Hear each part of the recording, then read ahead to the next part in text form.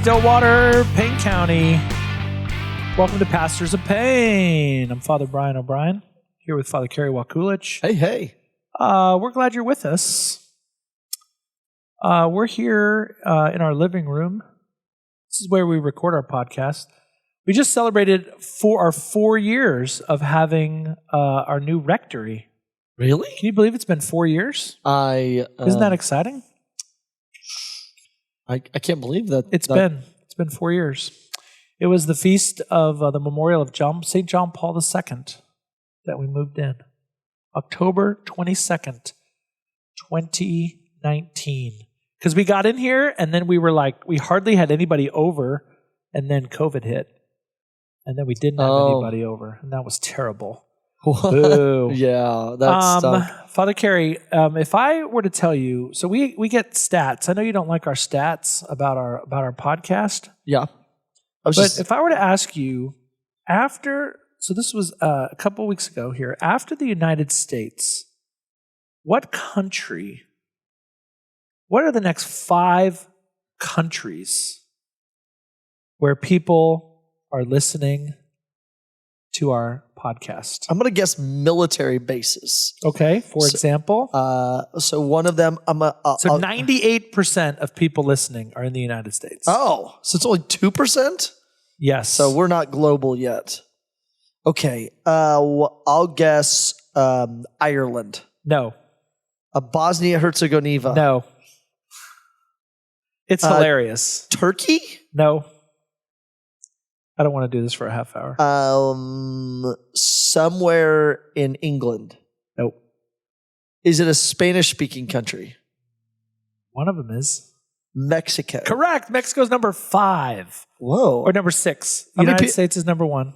How many people listen to Mexico? 0.23% so of our listeners of the downloads. So then number 2 is Italy. That's Father Michael Pratt. Italy.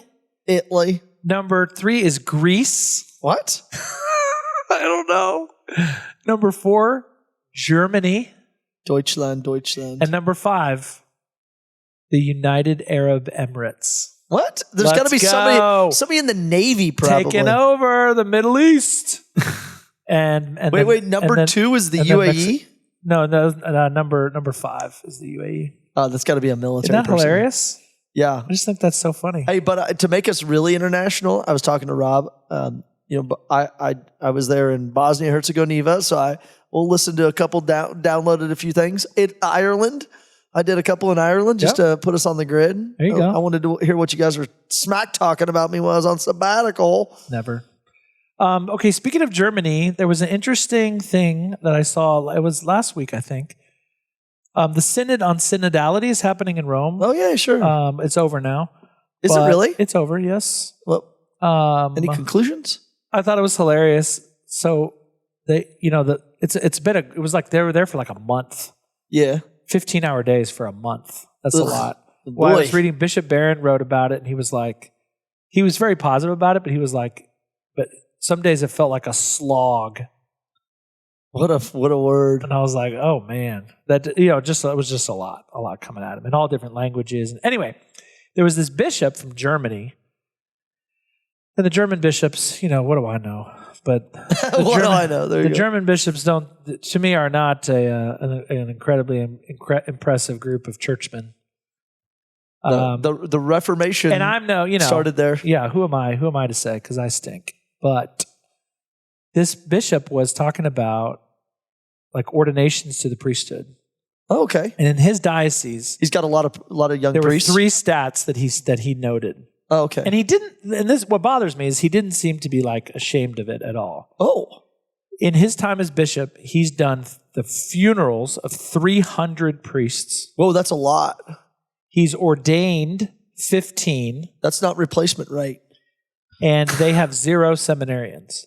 That sounds like a culturally dead. Sounds like a diocese that is dying. It sounds like the faith is dead there, and they need a new evangelization. Yep. They need to hear the gospel preached to them again, and reminder of Jesus' love, dying for us, and the resurrection. They need the kerygma. Yeah. Anyway, I thought that was interesting in light of, and we've talked over the course of last year, and we had an episode a couple weeks ago where I was like kind of frustrated, or we've talked about burnout. You've taken a sabbatical. I'm going to take a sabbatical. What? To be TBD? To be determined. Okay. But I've been approved. Whoa. So in 2026? Sometime before 2026. Can I go with you? No, you just took one. Can we get like you can drive the motorcycle, I'll get in the sidecar? I need a sabbatical from you, not with you. Easy. I mean, we've been living together all these years. Gunshots rang out like a bell. Okay, so anyway, we were talking about kind of the priesthood and one of the things I think is very interesting. Yeah. There is an old phrase that says luxury becomes necessity. So, for example, never heard that. Luxury becomes necessity. We do that, like air conditioning, right? Could you imagine living without air conditioning? I think the building needs it more than I do. I couldn't, right? I can. Like a mattress, a pillow, a car, shoes. These are all things that people live without for a very long time, but now are like, oh my gosh, what? I need shoes, of course. Anyway, luxury becomes necessity. I think I would like for Payne County, our beloved people, I think there could be a time. Last year we had 4 priests. This year we have 3 priests. And I think there could be a time in Payne County when we'll be back down to 2 priests. Are you scaring us? No, I'm not. It's not this is not a scare tactic. This is not a threat. But if you look at, we're not as bad as that German diocese, 300 funerals, 15 ordinations. But if you look at, so for many, many years, right, Stillwater, there's been times when Stillwater had 1 priest. And then when each parish, St. John's and St. Francis Xavier, each had 1 priest. Yes.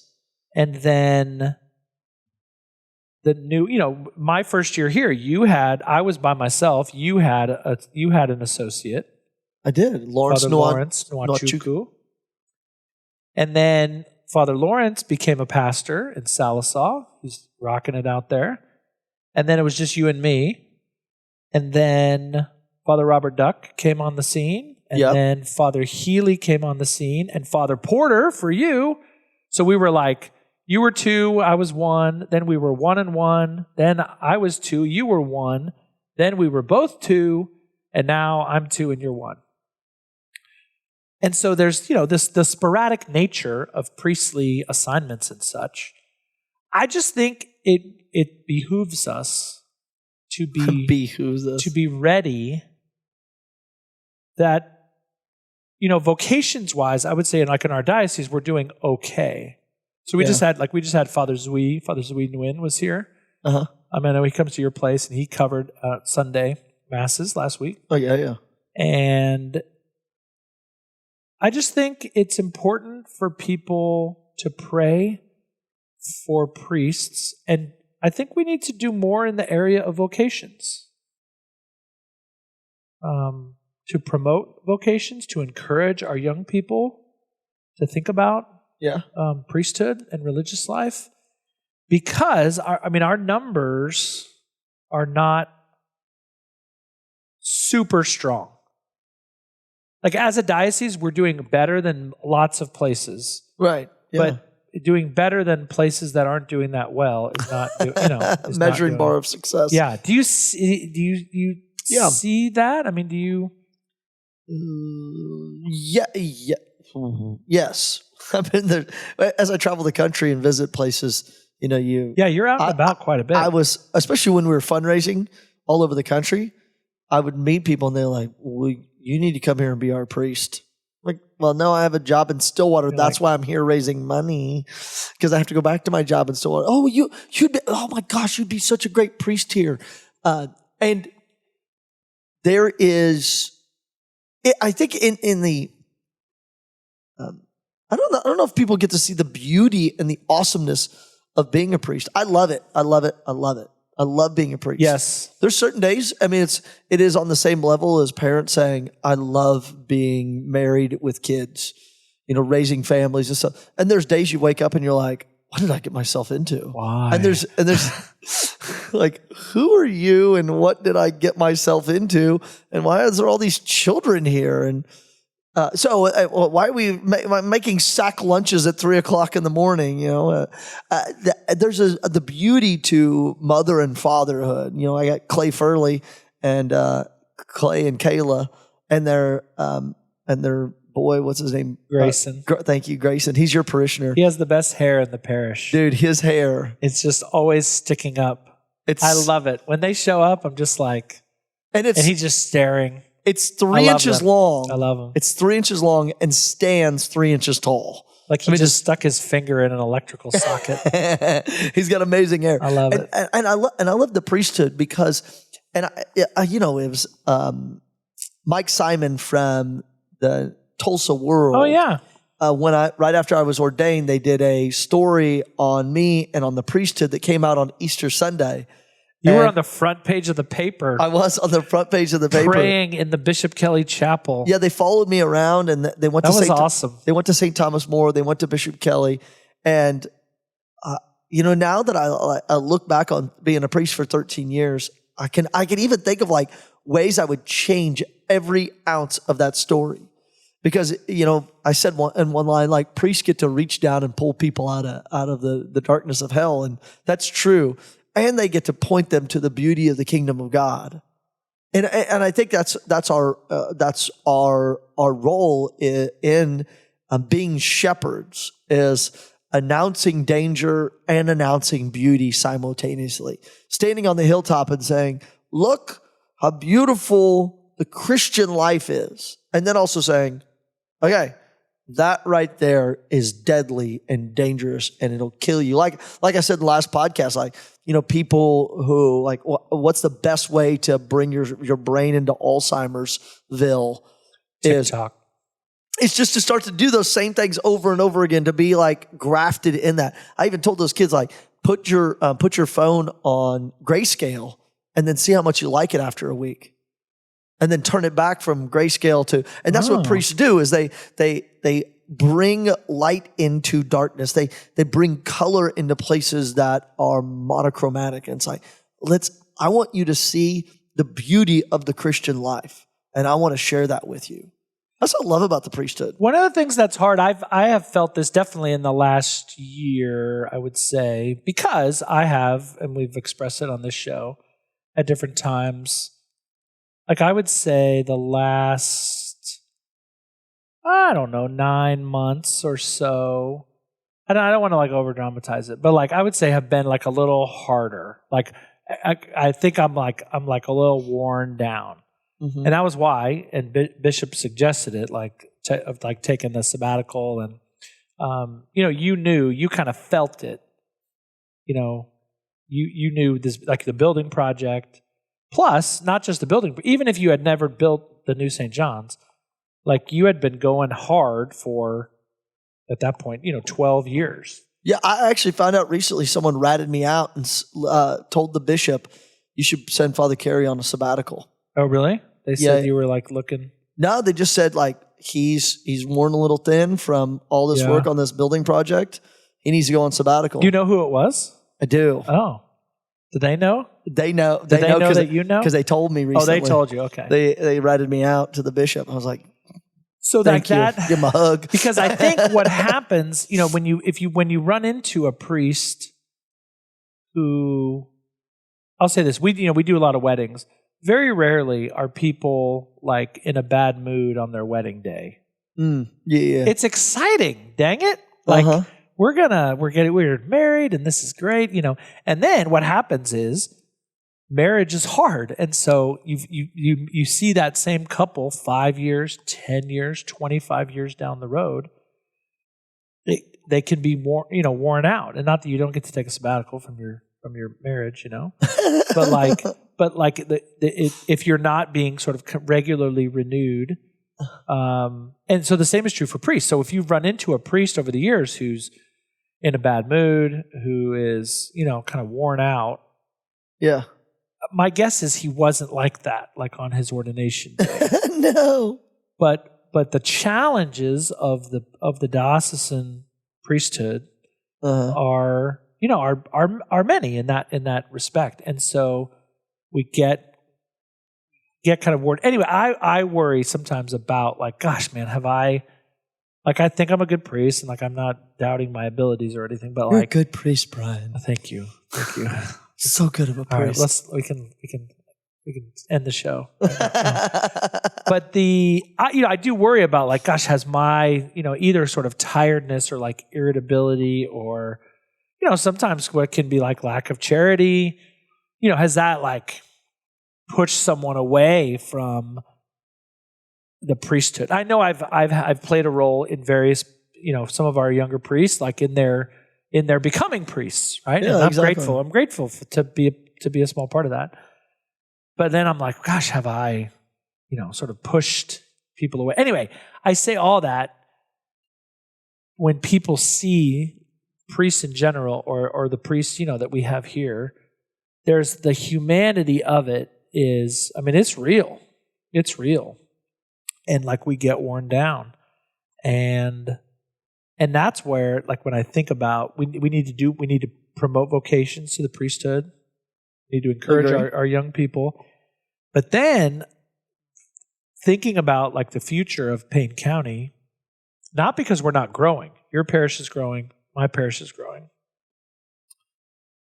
But the number of priests is not growing. Would you say in that parish in Houston, St. Margaret Mary Lazarus Friends of Jesus Catholic Church, there are 10,000 families and how many priests? Yeah, 8,000 families, three priests. And they're all one's from America, one's from Venezuela? No. There's two guys from the U.S. and a third from the islands, Barbados or something. Yeah, I mean, that's what we have in the United States. We also have, if it hasn't been for immigrants, I mean, two things would have happened. One, American baseball. I mean, we did the stat the other day. We did. What is the demographic? Yeah, fourth of all Major League Baseball players are from Spanish-speaking countries. 25%. Yeah, right. Priests in the Diocese of Tulsa, a third are from outside the United States. Oh, that's a. Yeah. Well, thank you for the missionaries. Yeah. And thanks for baseball in Central America. Where would we be? We'd be in big trouble. Well, I think the Astros probably wouldn't have lost if it hadn't been for those Cuban guys. Yordan Alvarez is a top 10 postseason player of all time. Oh, okay. I didn't say anything. I wasn't making any suggestions. I'm just saying there was a couple Cuban guys that just really beat the snot out of you boys. One of them for the Rangers, yes. Aroldis Chapman. He's Chapman, who has an English last name. That's right. From Cuba. His parents are Jamaicans. His grandparents. His grandparents are Jamaicans. Thank you, Wikipedia. We learned that watching the game. Chapman was like, how does a guy from Cuba get a name like Chapman? So what does it look like? What does Payne County Catholicism look like? Yeah. If the growth continues, which I think it will, and I hope it, obviously we hope it does. We're trying to put things in place to make that happen. And then, but the number of priests doesn't. How do we sort of put that together? How do we put that together? Because that's what's happening all over the country. Yeah. Catholicism growing, number of priests dropping. Yeah. Well, okay. Well, maybe, you know what? The Nigerians remind me of they tell me the story when Nigeria pulled the visas on all the Irish priests. And I was told by Father Lawrence that Nigeria, at the time that the visas were pulled by the Nigerian government, 90-something% of the priests in Nigeria were from Ireland. And literally overnight, they had no priests. And young men, they saw it as something honorable to do is to become a priest. Wow. But also the understanding of sacrifice, that there is a sacrifice being offered, and that's what the Holy Mass is heaven coming down to earth and earth being lifted up to heaven in this holy sacrifice of the Mass.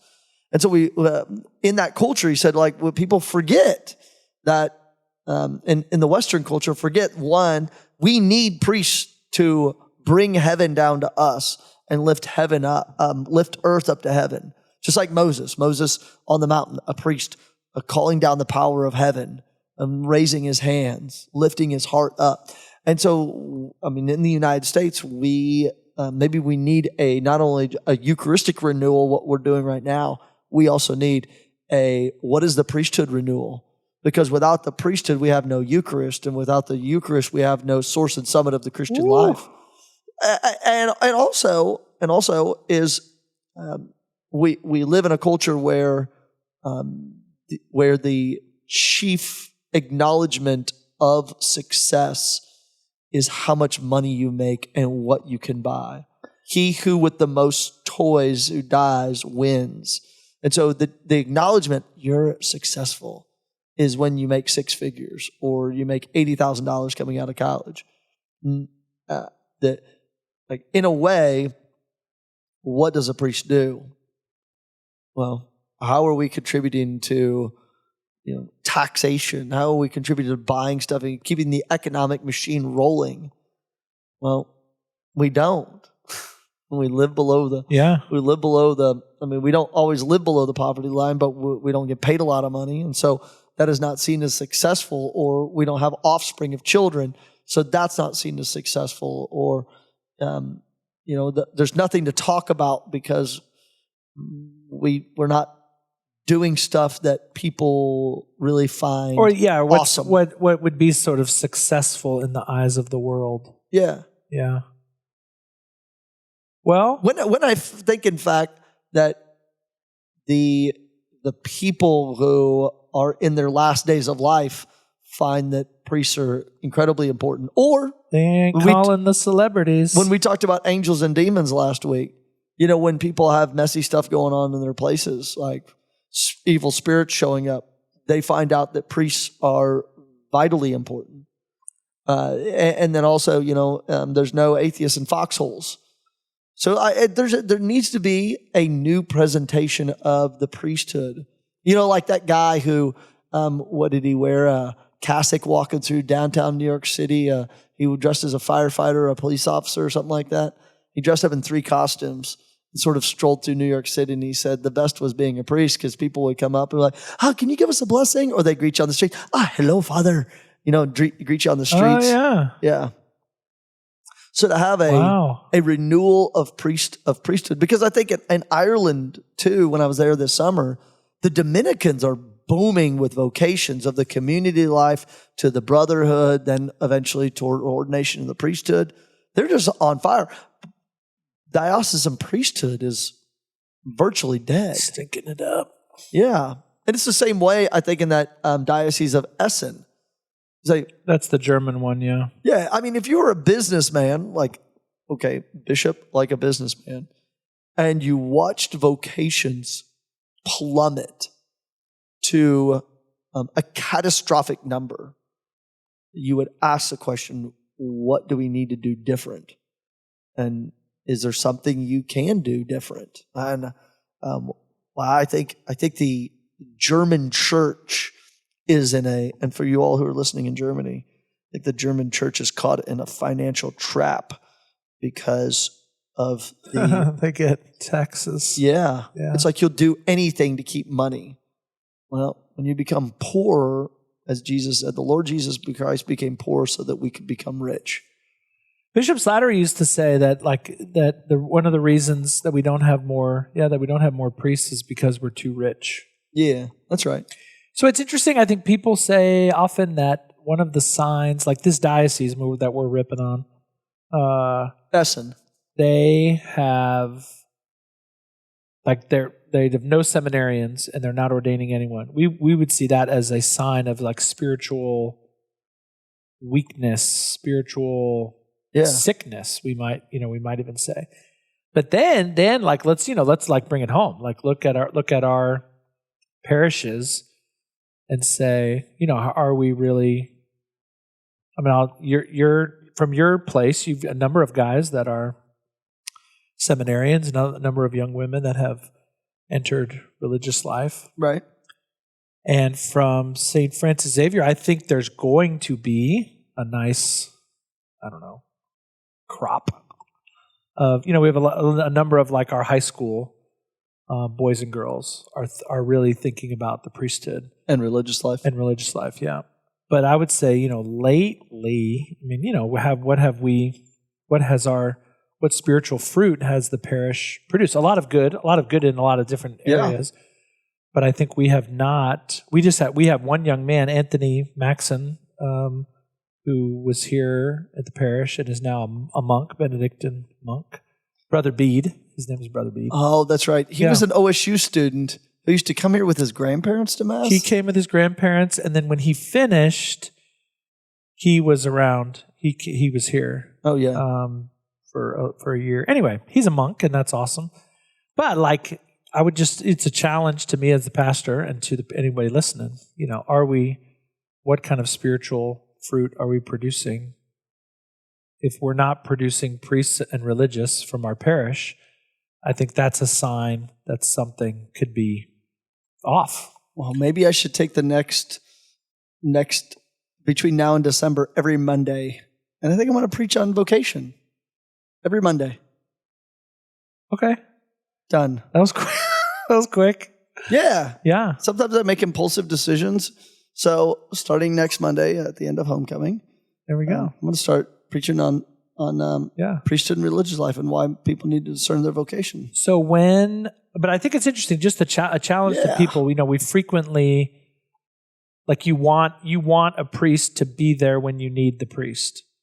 You want to have a lot of masses. You want to have confessions regularly. You want, sort of all the things that a priest can offer. And we say, a lot of people can be critical of priests from other countries or priests who are hard to understand because of their accent And my challenge would be for me and for all of us of what have you done? What have you done to promote the vocations to the priesthood and religious life with your kids, with your grandkids, with the kids at our parish? And I think I would say when I look back at my 6 years here, I would say that's something I've not done.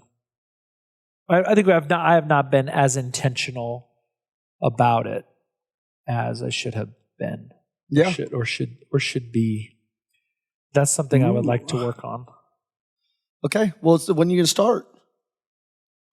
Let there be peace on earth. Let it begin with me. I pray a lot, and there's specific kind of kids in the parish that I've encouraged. But then, so I think there's sort of two parts to it. I need to be a better priest. Yeah. Yeah. No, for Don't real. we all? For real. Yes. But you more than the rest of us. Yes. Exactly. Thank you. And then I think we can do a better job helping parents and helping kids. Maybe it's like let's do a seminary trip. Yeah. Dudes won't have to pay for college. And then dads are there's all what? kinds of reasons. No weddings? It really is a great life. It's just a great life. You know what? It was really cool. There's an alum, Lizzie Schneider, who's getting married sometime. I don't know when. But she was marrying Father Healy's brother. Oh, that's right. Two tall people. So anyway, she was interested in religious life and went up to visit the sisters in Wichita, got them connected to St. John. Then another girl met them on a retreat, became friends with them, and then joined the religious community this past year. Love it. So it's how are we discerning our vocations and discovering the beautiful path that the Lord is putting us on and leading us into His kingdom. So I think more people should discern religious life and priesthood. Yeah. So we gotta step it up. We gotta step it up. I'm stepping it up ASAP. Okay. Well, that's the end. I love it. ASAP till the music started. Have a great week, everybody. Peace.